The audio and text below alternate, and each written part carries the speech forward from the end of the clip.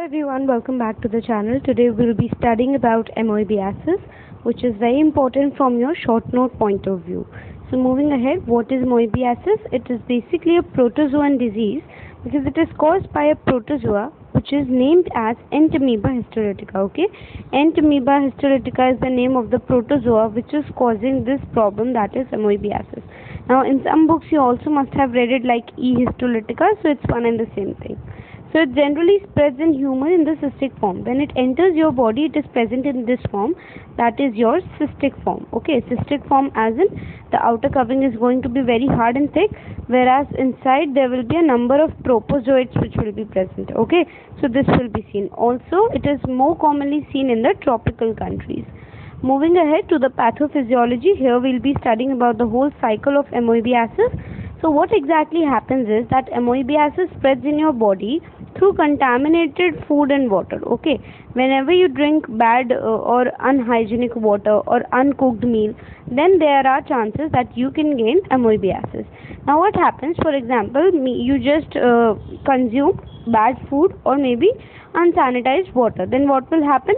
Entamoeba histolytica, or I should say the E histolytica, will enter in your body.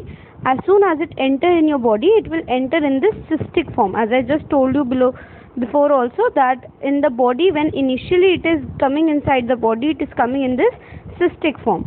So after it has entered into the cystic form, now the trophozoites which are inside, can you see these trophozoites here inside? So these trophozoites are the basically one which are going to cause the disease.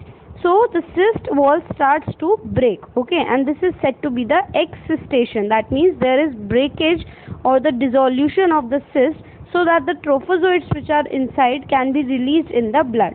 And as soon as they are released in the blood, they will move towards your intestine, that is your small intestine in the colon region, and will start multiplying. And in the colon region, they will cause various lesions. So you see, various lesions are caused in this part of the colon or the whole colon region.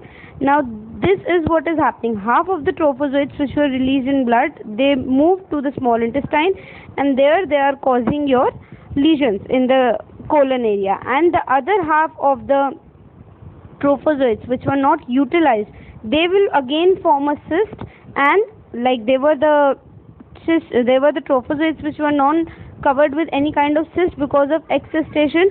Now they will again get covered themselves into cyst, and they will move out of the body through the feces, with joining with the feces, and through the way of excretion they will just move out of the body, and so that they can continue the cycle in any other human.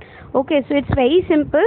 You contaminated bad food and water, mature cystic form of E histolytica entered your body, excistation took place, due to which all the trophozoites were released in the blood.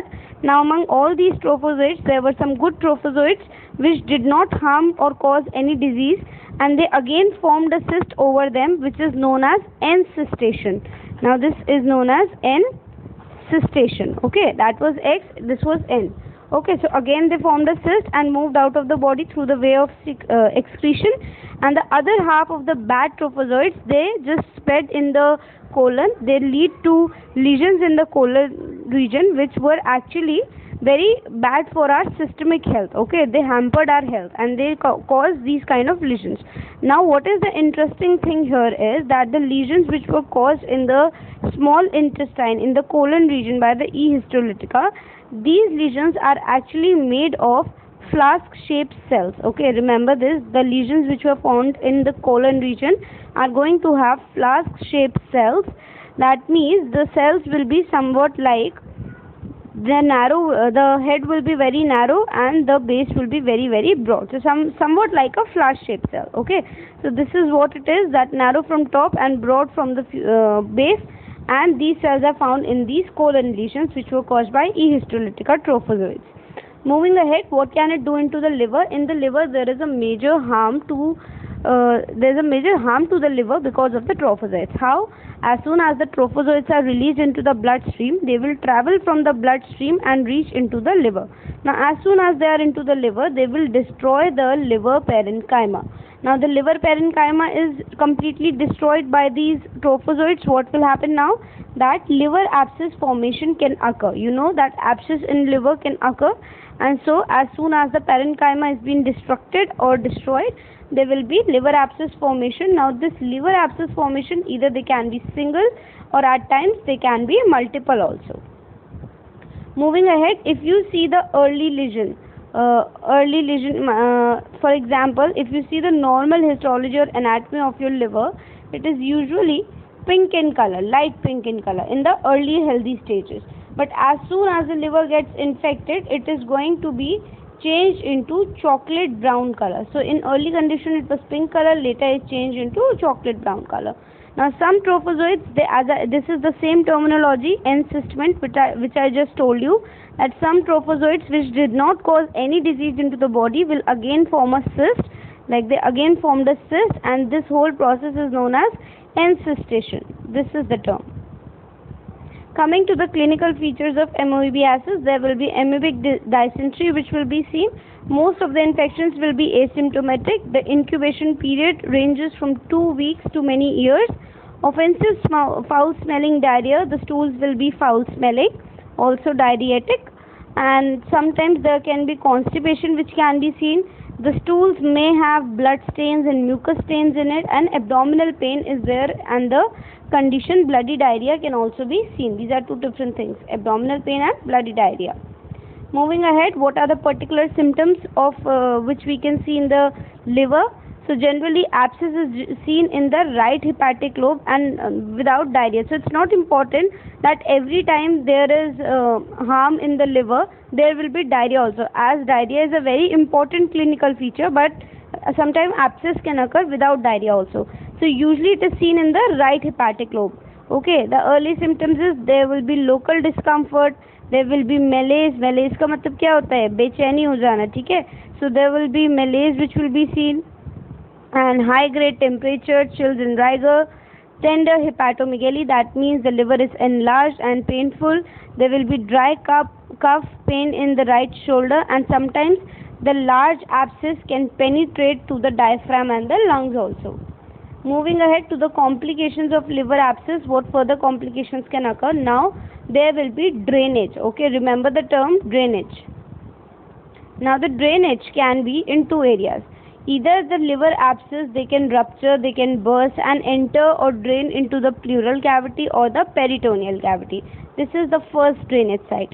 Other side, if maybe the abscess are getting rupture on the left lobe, like rarely it is present on the left lobe, but if it is present in the left lobe and it gets rupture there, then the fluid is going to get drained into the pericardial cavity. Okay, so you have to remember there will be two complication drainage which will be seen.